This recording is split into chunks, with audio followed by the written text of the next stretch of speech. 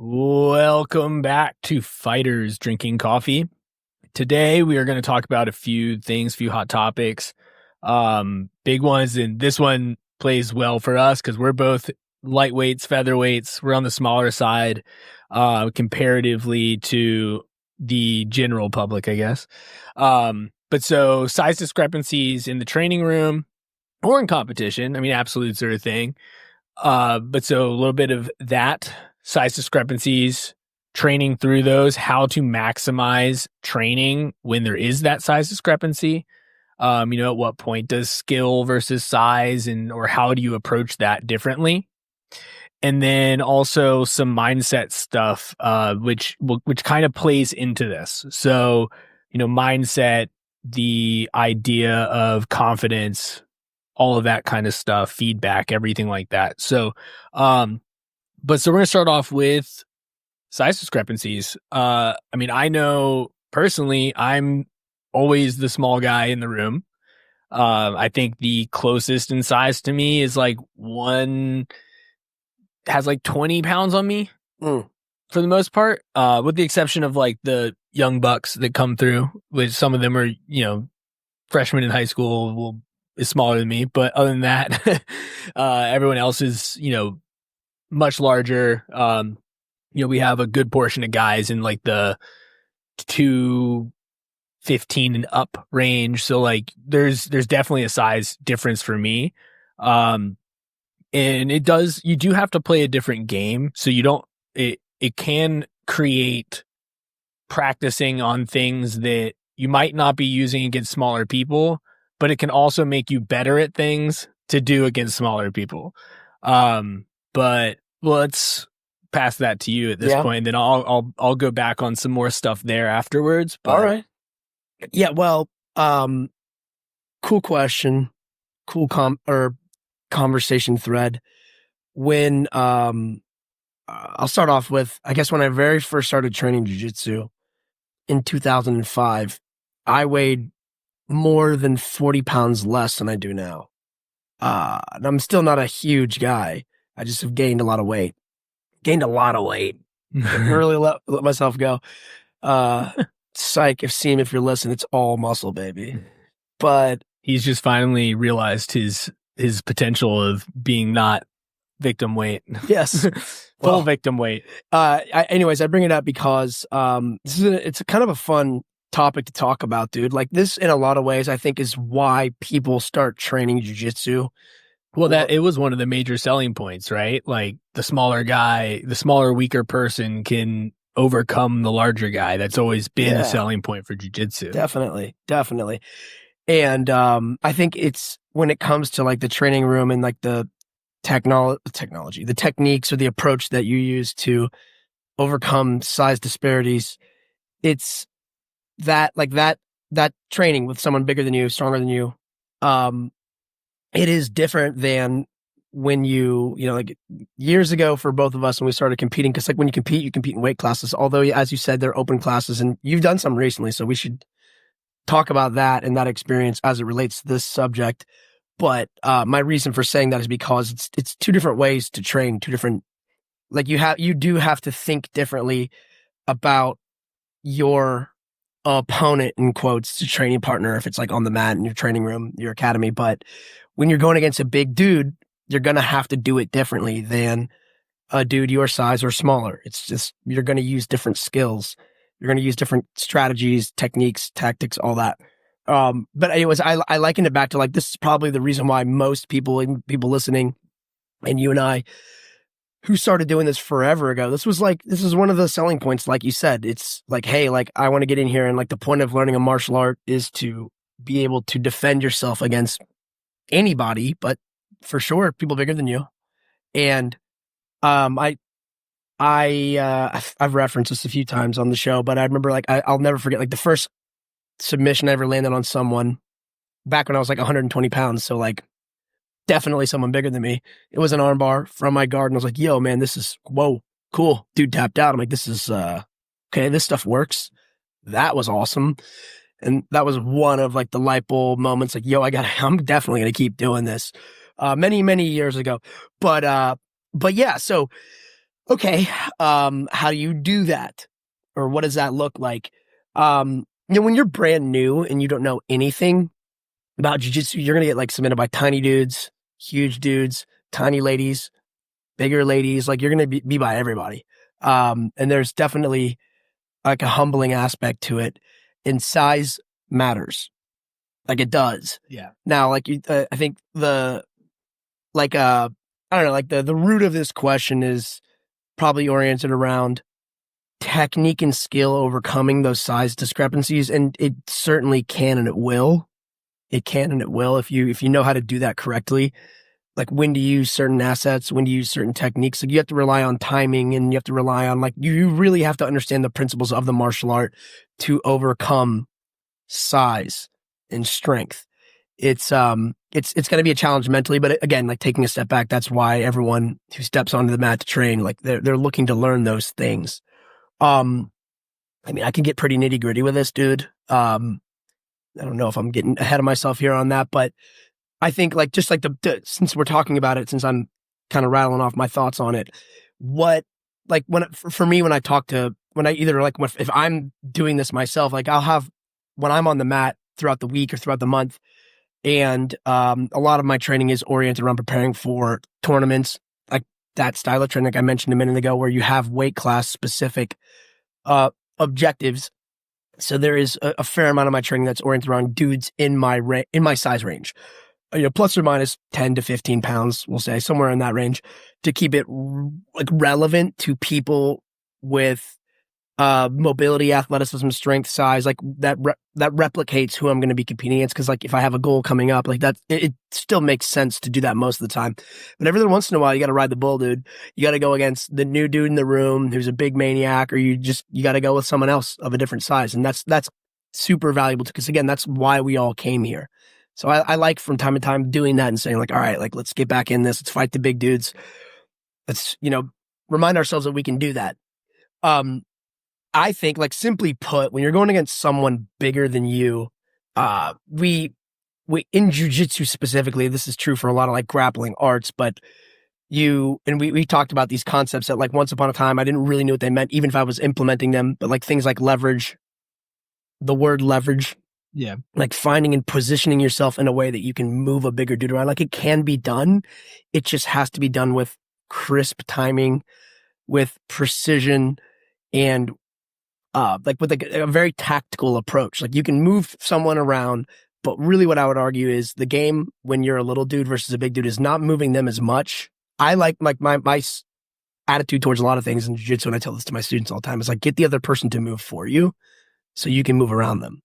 Yeah, I mean when I'm rolling with big dudes, well, I'm gonna preface this with the guys that are significantly larger. So I'm talking beyond the 20 to 30 pound mark. 200 right? pound plus guys. Yeah, right. We're talking, once you get over like 180, once you're getting into 200, you're clearing 200. Like that's really where the game changes for me. Because that's where the physical like size really changes, where you start to get really tall dudes that are also really big versus like either guys who are just tall or guys that are just big, right? Like, so I think that's usually where that size changes. As we call them the thick boy club at our gym. But so that's where I start to see like the major difference in that's where I start to change how I roll. Where instead of looking for, all right, I need to pin and overpower, it becomes more of a space game and looking for like those little bits, those little gaps of daylight, right? Rather than, oh, well, I'm going to create this space and take it away. I'm going to look for the space that they're leaving me versus trying to make space. Like, right? Does that? It makes sense. So like, it's like what you're talking about, having them move for me. But then when they leave that little bit of air, I'm going to take it. I'm going to like get out of that spot. Cause once I'm on top, like I can play the float game. I can start to surf, and like you can get, if you have really good hip mobility and you're good at floating, it works really well on big dudes because you start to get into that like well, I can just move my hips quicker in space and I don't need as much room to move. So I can take the little bits of room that person needs more. Their circle's bigger, right? Like you start to lose that. I always talk about that with guard passing. Like the person on the outside has to move further than the person on the inside. But once you get a big enough size discrepancy, well, I actually don't have to move as far as they do because I have less to move. So, so like that's kind of where I find the difference starts to occur because their movement opens up more room for me and I can do those little inch movements to take away the space like you're talking about. Well, and like I like the surfing concept too, because what I like about that, and this is another thing where it's like if you're gonna like try to like analyze and game plan out how do I compete against a bigger person, I think number one, like can you make them tired? Mm-hmm. Try to get them moving around, make them tired. So it's like if you're looking at their assets, like a video game, like I always with my guys, I always tell them it's like everyone has like a health meter, like you're playing Street Fighter, Mortal Kombat, or whatever. And that health meter is comprised of all the various skills they have and assets they have: size, strength, power, technique, all that. And if you can start to bring that health meter down, you can level the playing field a little bit.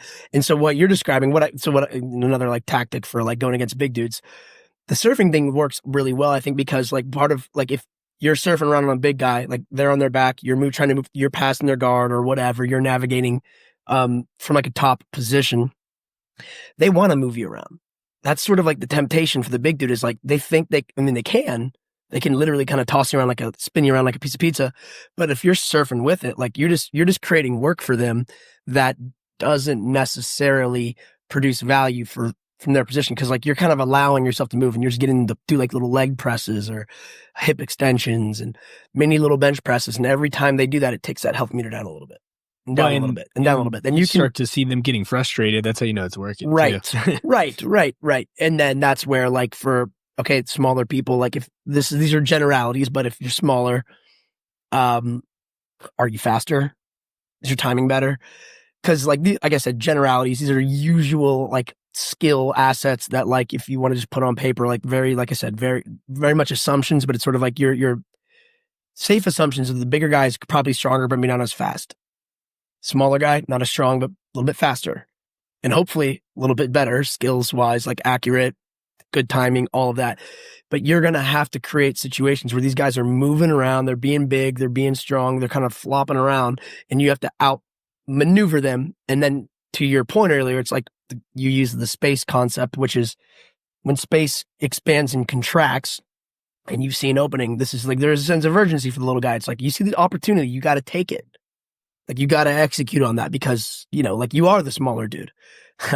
Anyone listen to this remembers maybe the TV show Game of Thrones? You seen Game of Thrones? Oh yeah. Remember when the Mountain fights Pedro Pascal? Yeah. And busts his head wide open? Yeah, at the end after dying. Guy had an opportunity. He should have attacked the opportunity to cut his fucking head off, man. Like, but yeah. No, well, not after dying. Well, wasn't it no, it was right before he died. Zombie. Yeah, right before he Zombie dies. Mountain. Yeah. He also dies. Hey man, look, comic. guy had an opportunity and started fucking off, and then got his head bust open like a pumpkin or whatever, like a melon. Should have just fucking taken the kill. Like if you have the opportunity when you see it, you got to execute on it. Which is true for like all styles of training against all competitors, but it's going to be very noticeable when, like, I mean, ask yourself this: like we do all this maneuvering and all this movement, like you described, surfing, whatever it is. To create opportunities. This is another true thing for whatever your opponent's body type is. But I just find that it's most noticeable against big dudes because, like, ask yourself this, like, you want to get to a dominant position to submit them. However many opportunities, like you're kind of gambling on, well, if you fuck off, if you stall out like the dude who got beat by the mountain, like you're being a little arrogant with your opportunities. And you're assuming that your opportunities are bigger than they are. So don't do that. Like assume that you don't have that many opportunities. And so when you create one, you got to execute on it. You got to get to that top position because you don't want the mountain to squeeze your eyeballs. You want to be around your opponent. And then once you get there, you need to maintain that.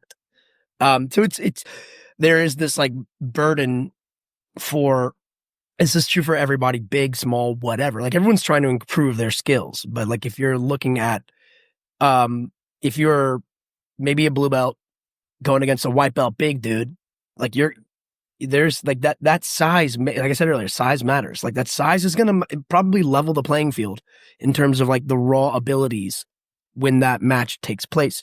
So blue belt's going to have to leverage and execute superior technique and awareness and intelligence for what's taking place, because the playing field will be leveled. Like it's like you may be like 130-pound black belt, but like you get a 200-pound good blue belt, it could be an even matchup. Well, yeah, especially like all it takes is that one little hiccup and then they're on top of you and you can't get them off, right? Like that's what we're describing. Yeah. Well, it's like, I mean, this has happened to me lots of times against guys who like on paper, quote unquote, aren't as good as me. The rank isn't as high as me. I like using wrestlers as a good example because they're just so like tough positionally to beat. And I do want to talk in a minute about like stylistic ways to attack big people, because there are ways stylistically that really exploit these size discrepancies. But my favorite example is like with the wrestlers we have at DMA or wherever, but that, just my anecdotes are going to be like DMA related since that's the vast majority of my training. But I'll ask you this question too. Have you ever like tried to take a really good wrestler's back and like you almost have it, but the hooks aren't in, like their back's exposed, but they just kind of like, you go into X and they just kind of roll you off of them. Happens all the time. And this is just an example of like, you were so close to having that good position, then bang, you're not there. You flop over, you fall over, you're on your back, and you're like, fuck, man. Like you got to be resilient a little bit too in those situations and not get demoralized. You're like, I almost had this really good thing and just kind of give up. Mindset stuff we can get to in a second too. You got to run that back. You got to be like tenacious to say, I'll do it again until I get it right. But that's just an example of like a poorly executed opportunity where you're like, dude, I'm about to get this good. You have to execute. You have got to hit those positions.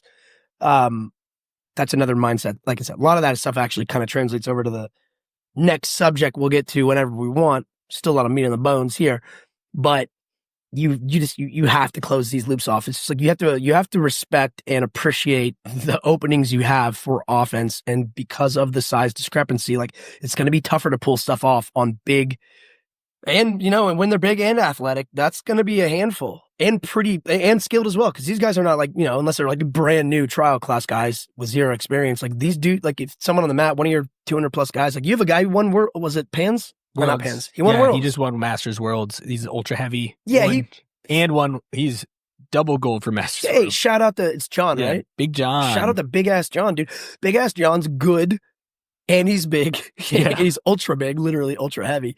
He knows shit too, is what I'm saying. So it's like you have to consider all of these things and say, hey, I've got this opportunity to take this guy's back. I got to get the job done. Yeah, you better take it and take it right. You better get there. Yeah, lock that in have secure the position correctly. That's right. Yeah. That's right. Me and Countdown talked about this morning in training where we were doing a positional and I almost had his back and I already had like a rear naked choke in, but I didn't have his back and I didn't have just the right position. And like Countdown's a little bit bigger than me. He's not like crazy bigger than me, but he's a little bit bigger than me. And he's also good. So it's maybe an example of, and then we talked afterwards about how he was like, man, I felt a lot of pressure on that choke, but I just didn't want to tap. I'm like, you shouldn't. He didn't tap, and two, I was like, dude, don't tap. Like that was good. Like I wasn't where I needed to be to seal the deal on this move. The choke wasn't real yet. That's right. Yeah, it was like it felt like it was almost real. In my head, I knew I was like, dude, I need to maneuver a little bit more. I'm not there, but I have a really good grip. And the issue for me in this situation, maybe there's something people can listen to here, was that I had such a good, clean entry for the choke, but that's only part of the equation. That choke isn't complete if I can't positionally set myself up to execute it. Yep, there were maybe some small things in that very specific configuration where I wasn't quite chest to back on him to really seal the deal on like just a old school by the book rear naked choke. So I was a little bit off. Had I maybe altered the way I approached my grip, maybe there was an opportunity for me to do it even with that slight imbalance on position. But point being here, I was off, didn't have the position. Next thing you know, I'm not getting the choke. He's getting out of he's escaping that into another, like game's still going, timer goes off, high five knuckles, we debrief a little bit, we go into the next drill. But it's an example of that where it's like, yo, man, like I almost had what I needed, but just wasn't quite there. I still had some work to do. And credit to him for just not letting me do it. So that's why afterwards, like he's hard on himself and he's always asking good questions because he just wants to get better. So he's over here like thinking he lost. I'm like, dude, I kind of think you won that. In my opinion, man. Like, I mean, I'm over here like looking at the finish line. I just can't quite reach it. Stop me. Yeah, That was your job. He stopped you from scoring the points you needed to score. And I think I started in like this use case, I think I was the one, if I recall, starting in the top tacking position too. So my job was to finish it. His job really just was to stop me. Yeah. He had superlative jobs in that game as well. But as far as I'm concerned, his baseline objective was accomplished. Mine was not. Yeah, in the context of that game, you needed 8 points to win. That's right. We did assign like he had a job too, but at the same time, like theoretically speak, like in a real world, like if you put that real world, if the other person needs 8 points to beat you, you're winning. He won. That's what I'm saying. Yeah, that's what I'm saying. So exactly. That's why. So he was like, again, just wanted to build the context for the people who weren't there. Good context. Yeah, that's the point. So even if I'm in air quotes, like I'm in the winning position, which I was, I didn't finish it. So yeah, it's just a good example of like, hey, you're almost there. You have got to execute these little fine details. You just got to hold yourself accountable to it. And credit to the other people who like acknowledge their skills, their size, their whatever, like got to overcome that. Yeah. And because that could be a good segue into the next thing. But before we do that, I have just a little bit more I want to say about this too, for people listening. Before we cross over into like that mindset portion of it and like the mentality of BJJ. But so, I've recently did a lot of, I guess I've done a decent portion of absolutes. Mm-hmm. I competed in them last year. I competed in 2 just a couple of months ago. Probably gonna do some more at Pans. Awesome. Because I guess can't get enough. Can't get enough. I got Napoleon syndrome, I guess. I like it. But so there's a goat. There's definitely a turning point, right? Like, and you can feel it too when you're as good, or you can feel that your skill level was higher, but that, or the same, whatever. But that like you just could not overcome that, like that size disparity was enough, right? Like, yeah. So like I was going against a guy at, in the absolutes for the Virginia Open. This was in the semifinals. And there was definitely that, like, all right, I don't think this guy's jujitsu is better, but I mean, there's only when you got a guy's leg up and, sometimes they grab something, they can generate so much more momentum into it so he basically ended up just like rolling me through. They can put so much more momentum, but you're like, I think I was really winning those wrestling exchanges, but obviously he just bigger dude, so like there's definitely, and my coach, Professor Jason, afterwards is like, he's like, that guy was not better than you. Like it was one of those things where just size was relevant, was the factor. So like it definitely makes a difference. Like obviously jiu-jitsu can be an equalizer if that other person does not know jiu-jitsu, right? Like, and obviously there's space in between that. Like, yeah, I can, the big 220 white belt who doesn't have any other grappling experience, even at my big 155, I can still take it to them. I can apply, I know how to apply top pressure, stuff like that. But there is a difference. Like when I roll with John, like I think it was Thursday I was rolling with him. I mean, dude threw me 3 feet, like literally threw me 3 feet across the mat, when we were doing like positional sparring. So, there's a point. He has a lot of experience. He's really good. Obviously won worlds, wrestled at a collegiate level, was a national qualifier. Like dude's legit. Yep. But dude has 100 pounds on me. Like I have no room for error there. That's right. So, so I guess where this is taking me is, what do you think that like grading curve is? Right? Like I think there is kind of a curve for the size discrepancy. And like, if baseline is actual rank, what is the difference in weight to where, like, well, not rank as in color, but like skill level. You have your baseline skill level, ability or something. And then you have like a grading curve maybe it's probably not a bell curve. It's just a fucking slope, It's I a guess. curve, some sort It's of some curve. sort of other curve, but it goes one direction. There's not a point where maybe there's a point where it tips down when they Maybe. get really sloppy, I Well, guess. they get so big that they get tired quickly. Yeah, the Sure. immobily large. But like I guess what would you assign in this super arbitrary curve that we're building now? I know what you're asking. That's an interesting question too. Because I've been kind of thinking about this while you were talking, and like there's somewhere, right? Like there is like staging points for what those weights are. Like, well, you lose this much skill. Like, so say for your, in your instance, let's just say you're the black belt, they're a white belt. Where are those like, oh, well, with this weight difference, it's more like rolling with a blue belt. This difference is more like rolling with a purple belt. So Good question. Maybe there's like a math nerd out there who can come up with like an algorithm for us to figure that out. But, yeah, dude, good, fair question. Dude, I'll take a stab at it. I mean, I don't know the exact answer. I'm not the math nerd to do it. This is partially for I would fun. say, how about like every 50 pounds? That's another belt rank. Yeah, like a full belt rank every 50. That's a full belt rank of every 50 pounds. And then if you add, it's like you then stack that plus every 6 months of experience I have. There's at least another stripe or two. So you have like you have like 2 lines, and then there are lines somewhere in there, right? Like, so that's got to factor into it too. Yeah. So like every 6 months is a new stripe on the metaphorical ability meter, skill meter, plus the 50-pound discrepancy as a whole belt. And then that's just what my gut tells me, bro. So basically rolling with, so just for the scenario I've been using, Big John, he's been doing jujitsu for 2-3 years. Okay. So that's 6-month intervals. Six stripes. 6 stripes. So that makes him a 1 stripe purple belt, plus 100 pounds would make him brown belt, like rolling with a brown belt, right? Yeah. Decent analogy. I mean, you tell me if that I know. I think that's a pretty fair, like, I think roll them, so you know. I think that's a pretty fair, like, because like I'm not necessarily like, I've been a pro belt for a long time, so but so but like you have competitive rounds, is what you're saying, but you notice these things. I think that's a pretty fair, and obviously there is, depending on their success rate, like there's probably there's always a margin of error, of course. Right? We just took I think a stab that's at pretty fair, like, because there's another methodology. guy who's also a blue belt. He's about 220, and it's probably like rolling with another.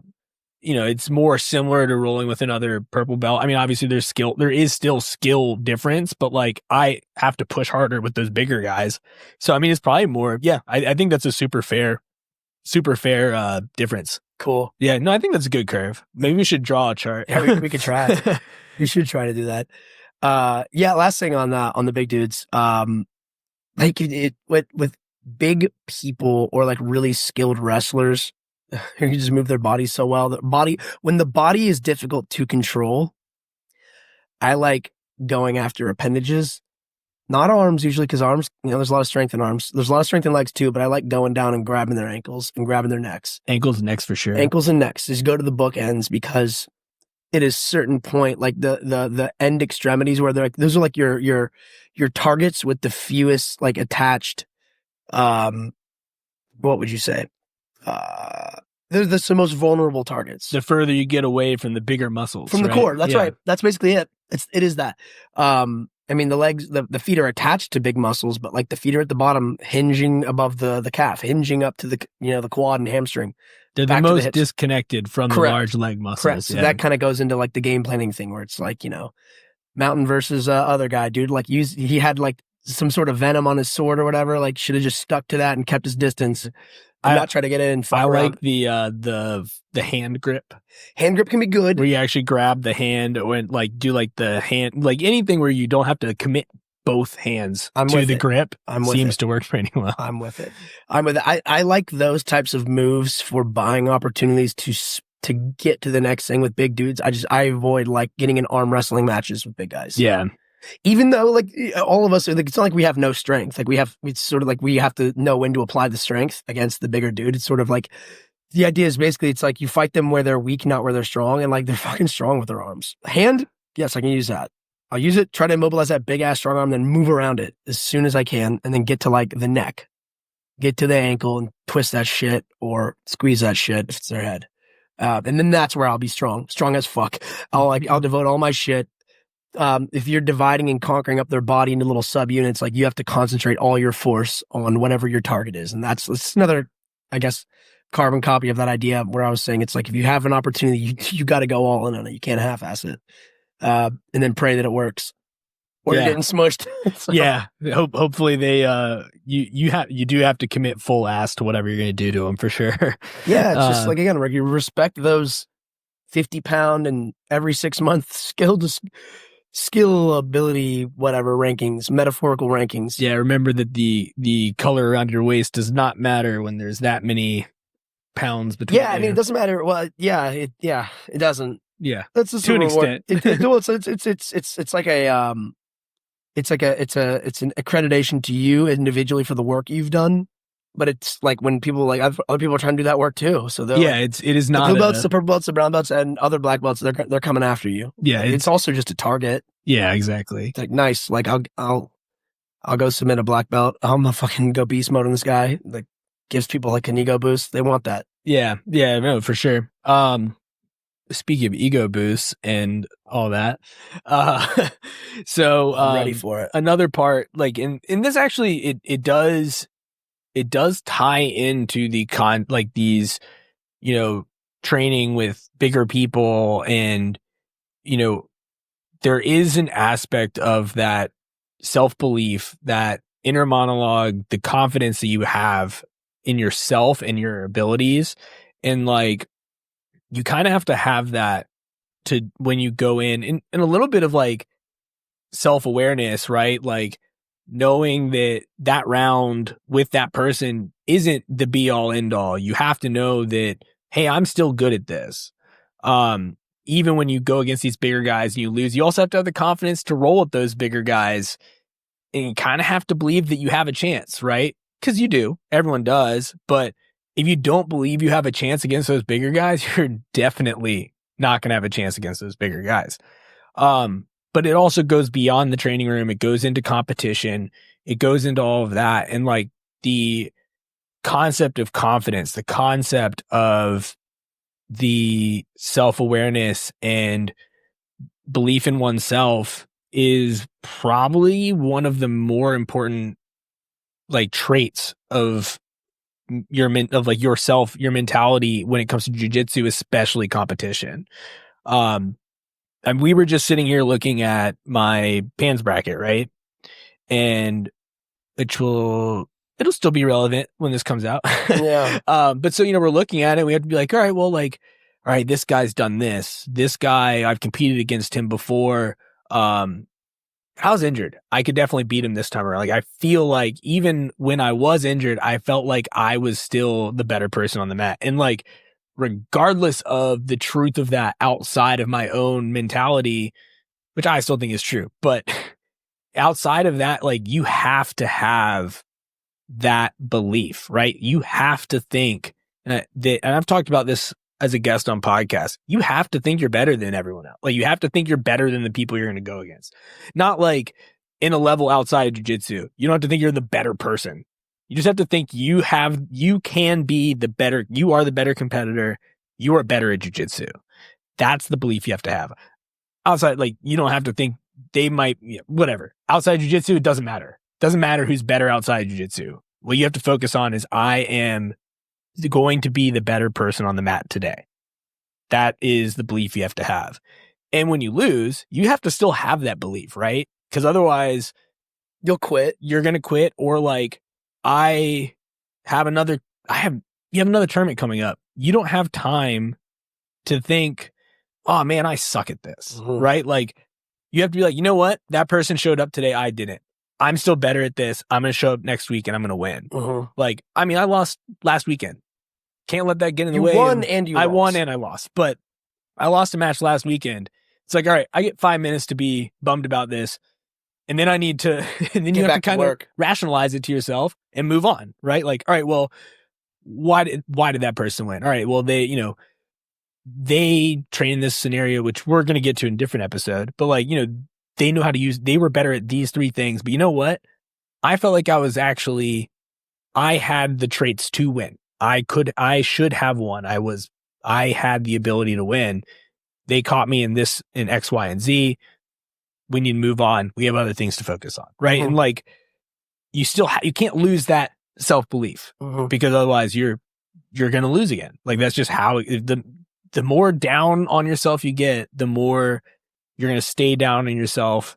You're going to go out there. You're going to be scared. You're going to compete scared. And that's how you lose. So, but yeah, I mean, so, let's get some of your thoughts on that. No, I thought you said it pretty well. I think a dedicated competitor who's serious about doing that for not just one or two times, but for maybe months, years, or for, whatever, like who's going to be on that road for quite a bit, has to have what you described.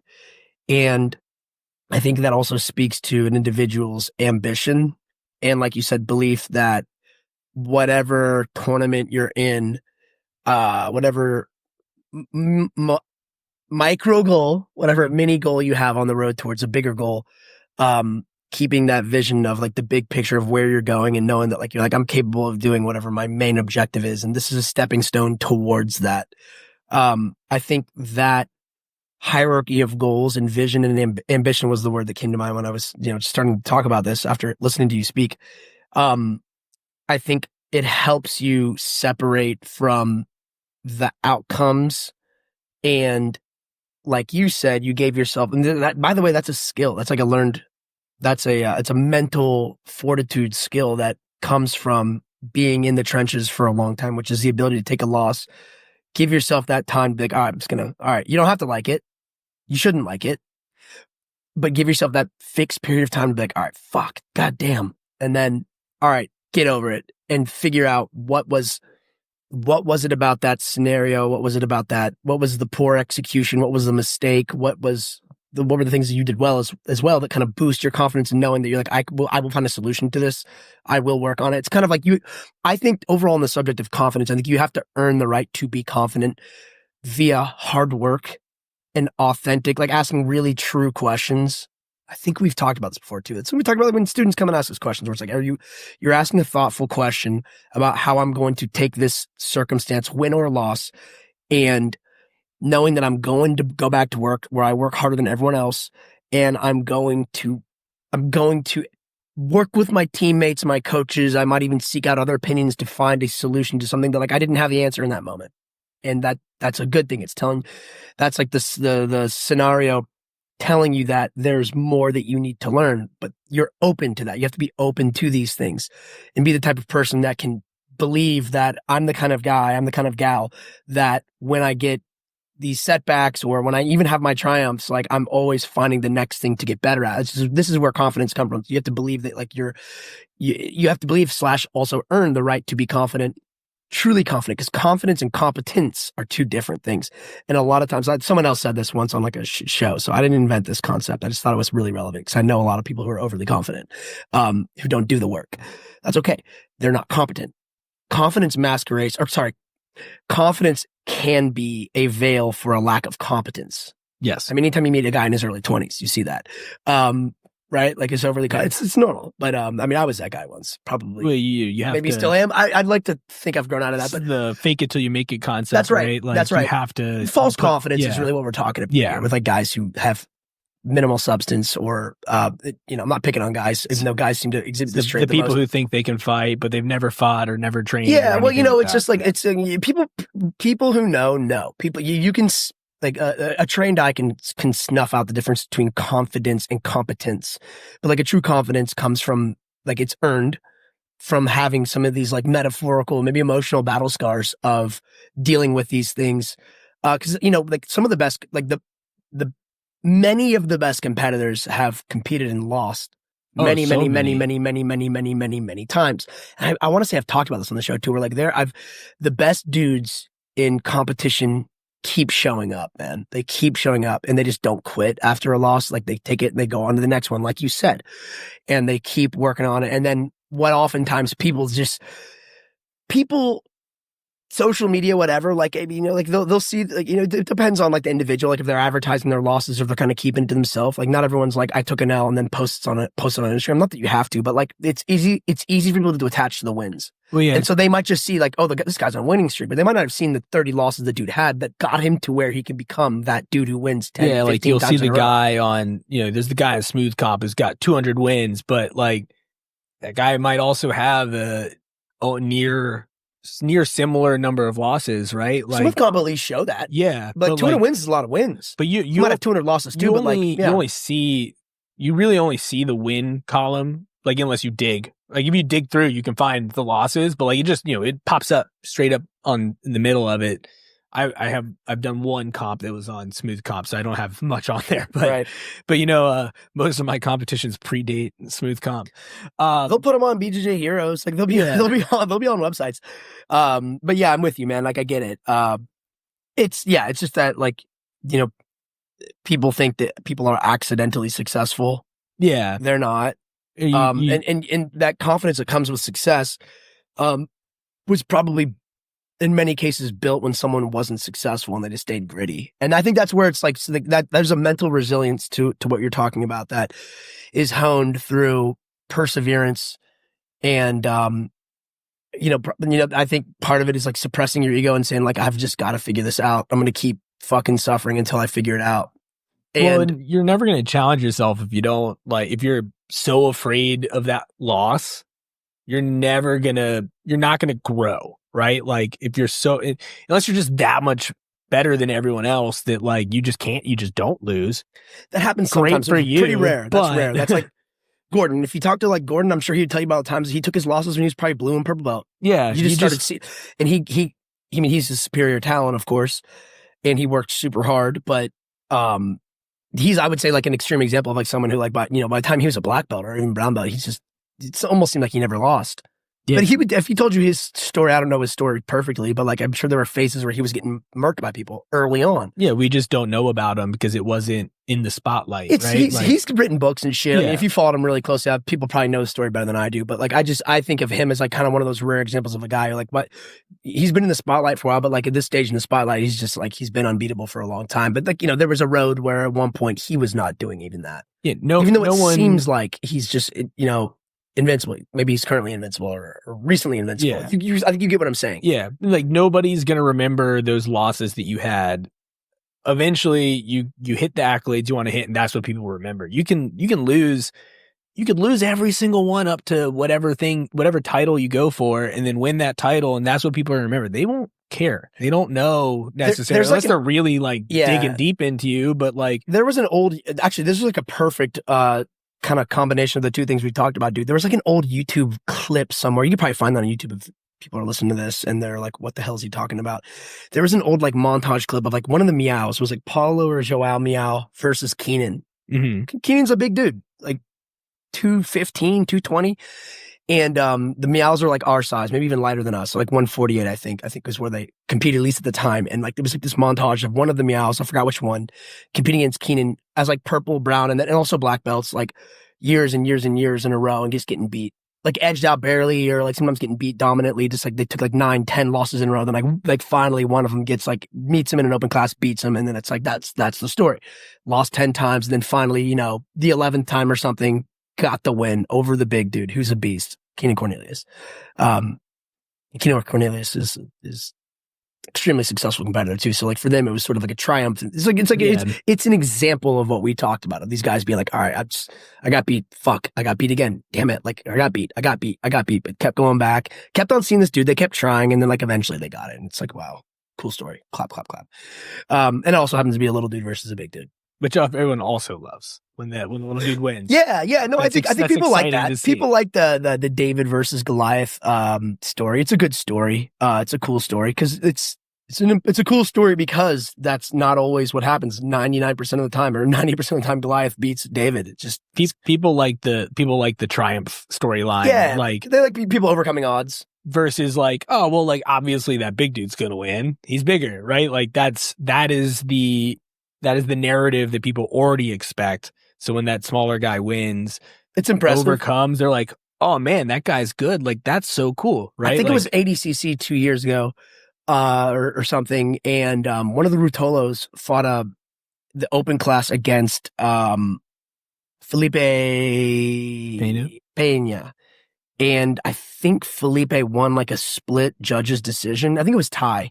And like the crowd was going crazy for Ty because Ty was probably outweighed by like 80 pounds, but was just bulldozing him, man. But like back to what we talked about earlier, it's like he was bulldozing him around. I say that like technically, like he was the one who showed superior jiu-jitsu, but he wasn't able to score. He wasn't able to win technically within the bounds of the game. He didn't win that, but he was like the crowd favorite. Everyone was just like, wow, like that was an impressive use of his skills against a guy who's also really fucking good.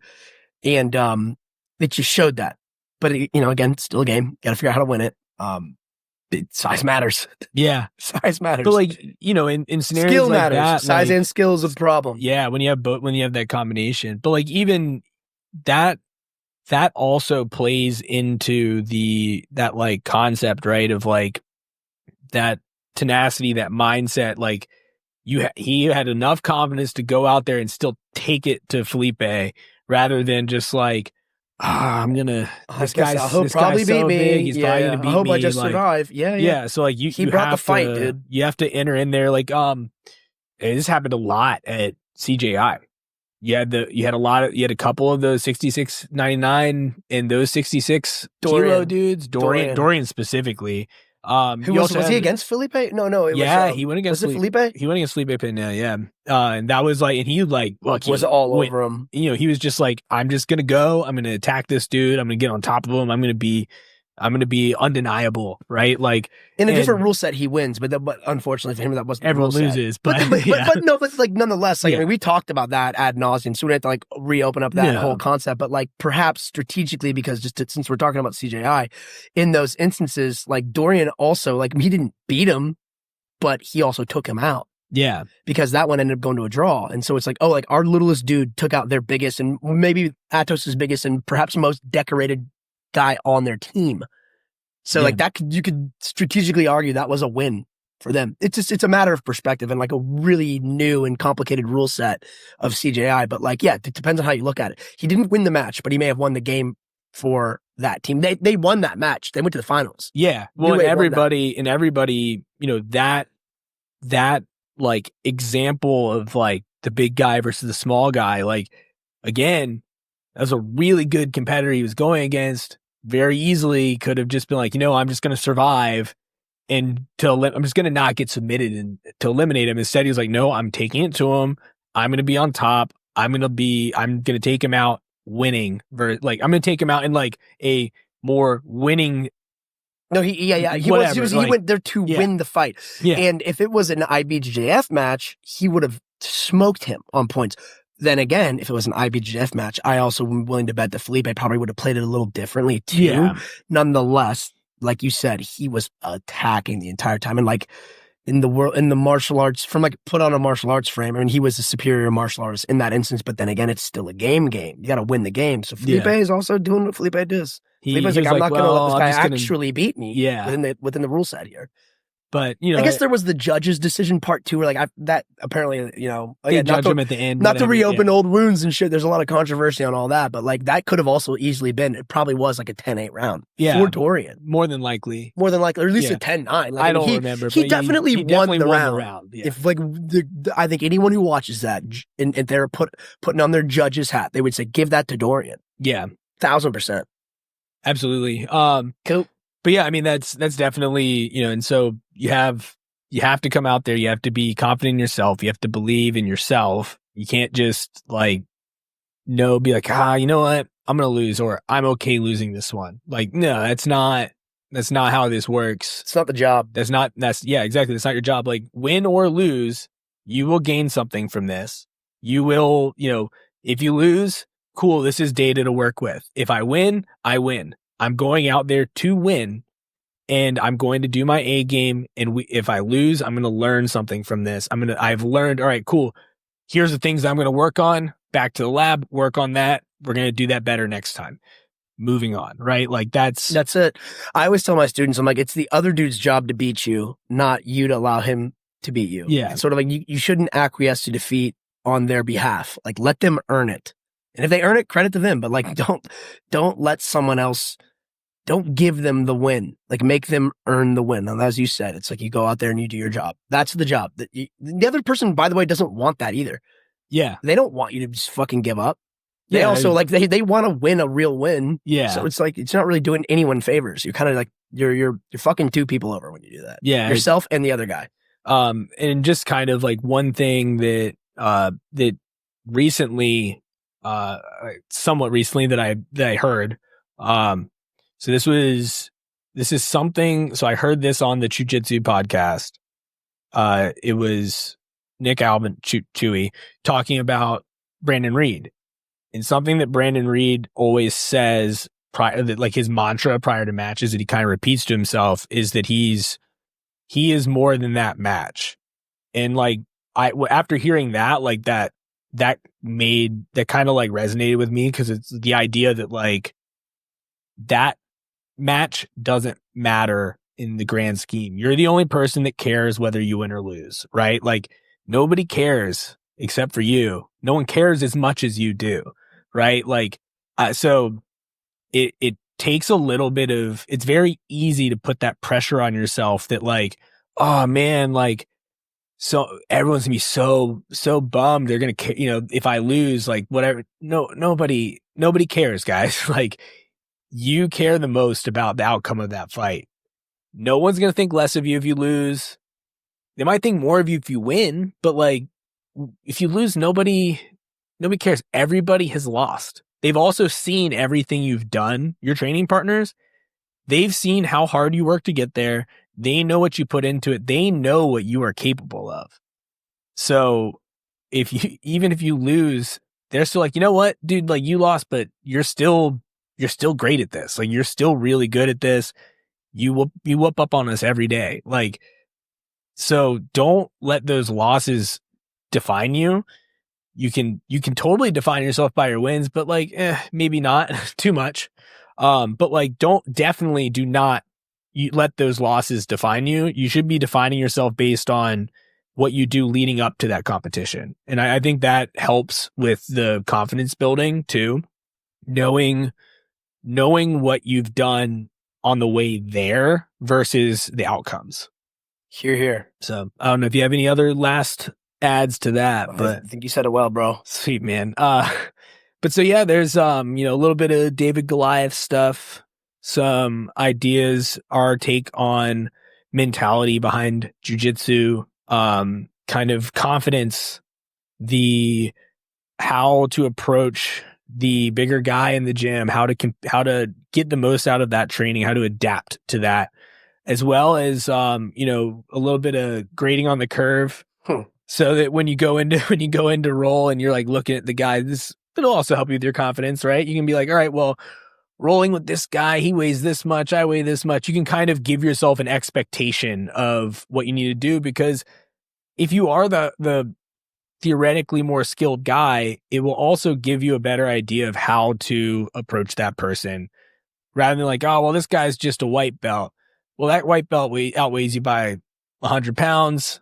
Let's approach him as a purple belt in this case. Like, give him a little bit more, because that person's bigger than you. They have an advantage over you in one way or another. So, just some stuff for thought. Hopefully helps you guys out. As always, this was Fighters Drinking Coffee. Give us a follow. You can get us on Instagram.